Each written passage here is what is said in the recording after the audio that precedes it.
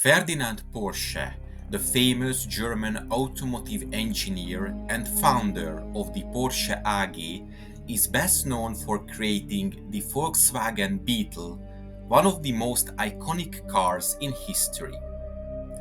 But it is a little known fact that he was a very important contributor to the German war effort during World War II. Porsche was a member of the Nazi Party and an officer of the SS. He was also a recipient of the War Merit Cross, a state decoration given to civilians for meritorious service in furtherance of the war effort. During the war, Porsche was involved in the development and production of advanced tanks such as the Elephant, initially called the Ferdinand heavy tank destroyer, and the Panzer VIII Maus super heavy tank. Hitler saw the threat of the Soviet heavy tanks and ordered a super heavy panzer to be designed, which had much thicker armor and far more firepower than any future enemy tank. The Maus originated from a contract given to Ferdinand Porsche for the design of a 100-ton Panzer in March of 1942. Design work began immediately, and the first prototypes were built at the Krupp Steelworks in Essen. On the 14th of May 1943, the time had finally come to demonstrate the new weapon for Hitler and some other German army officials. On display was a full-size wooden mock-up of the Maus tank. It was early in its development, as the turret had a cupola for the tank commander, which was later omitted. Another early feature was the two flame projectors at the rear upper corners of the rear hull. The flamethrower system was based on the weapon which had been already installed on the Flammpanzer III, the flamethrower variant of the German medium tank. But after this demonstration, the flame projectors were ordered to be removed. On the small table were the plans for the Maus tank. Two 128mm shells were used as paperweights. The gun was fed with two-piece ammunition, the projectile and cartridge making up separate sections. This allowed the gun to be fired using different size propellant charges. There was a small, remote-controlled scale model of the Maus at the demonstration as well. On the ground behind the model was the control cable. According to reports after this demonstration, Hitler was very pleased and approved the Maus for mass production and ordered the first series of 150 vehicles. Due to the production delays caused by the Royal Air Force bombing, Krupp received orders on the 27th of October 1943 stating that instead of 150 vehicles, just one Maus was to be completed. Then another order followed, cancelling all further development of the Maus and the cancellation of the Maus series production. In early November of 1943, another order was received which clarified the situation, changing the initial contract to only 6 prototypes. A week later, the contract for 6 prototypes was changed again to just 2 prototypes. With the Maus being cancelled, there was little point in finishing the mouse prototype V1, which still needed some machining work done but was otherwise finished. It was transported from Krupp to Alket in September of 1943, where it was fitted with the internal components and a drivetrain.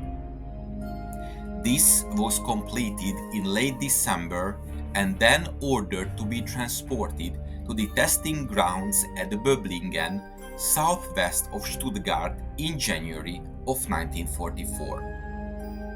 At Böblingen, the Krupp technicians would complete the assembly. A few weeks later, in March of 1944, the mouse became stuck in a very soft, swampy area on the testing ground. That area was avoided by all the other vehicles, but the mouse driver did not know this way around. And he drove through the swampy area, and the hull sank to about half of its height in the soft mud.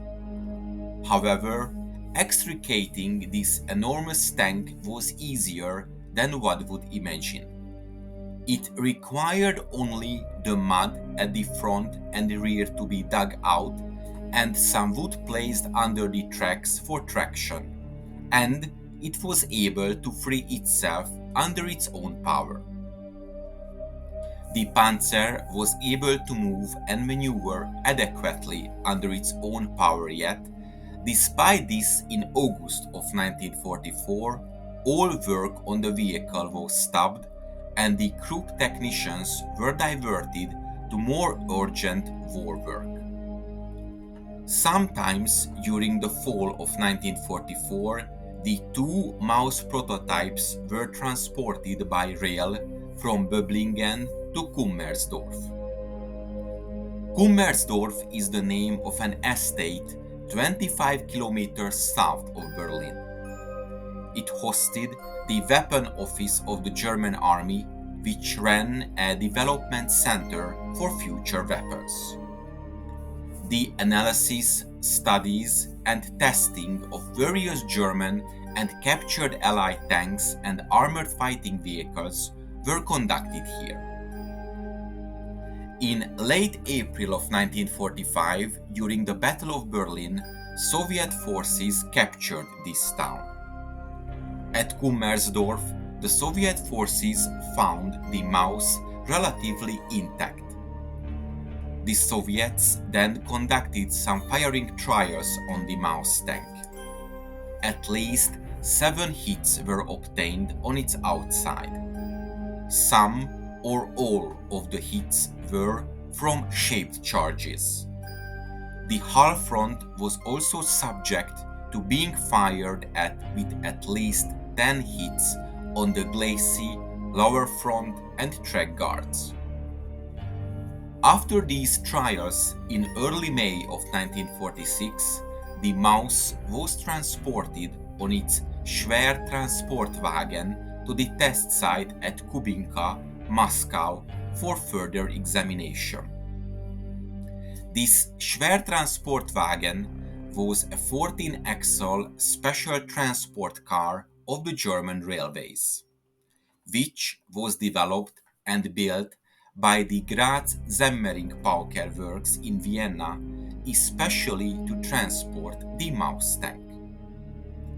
The mouse traveled together with a Sturmtiger to the Soviet capital. This heavy assault gun was built on a Tiger I chassis and was armed with a 380mm rocket-propelled mortar.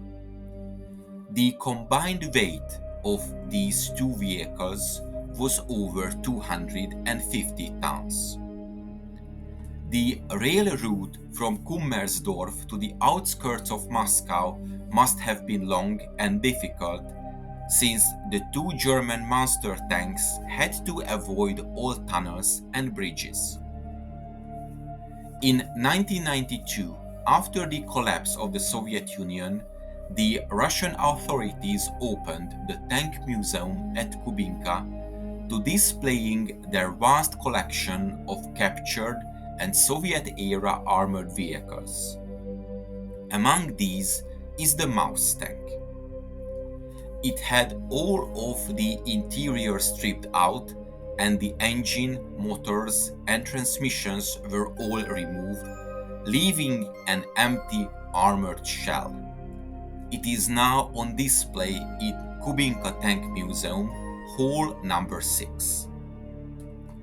I hope you enjoyed this episode, and to make sure you don't miss my future work, please make sure you are subscribed to my channel and press the bell notification button.